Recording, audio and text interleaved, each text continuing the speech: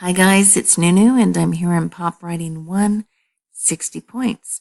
So what is a pop writing? I have the exploding kernel of popcorn here as a graphic image. A pop writing is not an exploding kernel of popcorn. I just thought that was a cool image. A pop writing is a writing for which you are unprepared. It's about a specific topic and the topic is not announced ahead of time. That's what a pop writing is. Okay, so let's scroll down and survey this assignment. We have 3 links. We have the timeline, requirements, and the discussion rubric. I will be clicking on and reading the timeline with you. The requirements and the discussion rubric, these 2 links, I ask that you click on them and read them on your own. Okay, let's further survey this assignment. We have a part 1 and we have a part 2.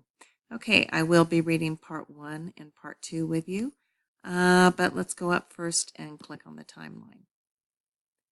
So our timeline, post part 1 by 11:59 p.m. on Thursday and post part 2 by 11:59 p.m. on Saturday. If you cannot meet this timeline, come over here to inbox. Let me know what's up and I'll do my best to help you. Okay, I'm going to click on the back arrow now, back into the assignment, and let's go ahead and read part 1, 50 points. Write a story in which your narrator is a stranger with nothing to do and sees and observes you. Use no more than 125 words, half a page. Does a narrator interact with you, become a character in the story he or she is telling about you? Or does the narrator just report what he or she observes? You decide. Part 2, 10 points. After you have posted your pop writing, respond to 2 peers' postings offering constructive, gentle, kind, thoughtful, useful criticism. In each pop writing, analyze the narrator's point of view, identifying which of the 7 narrator types the narrator fits into, and explain who you see more in the writing, the person observed or the observer.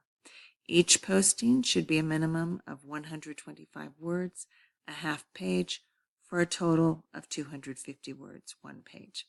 Okay, so we have definitions of constructive here. There's a link. Point of view, which you already know, and of course the 7 narrator types, which are here for you to review. We've worked with them before.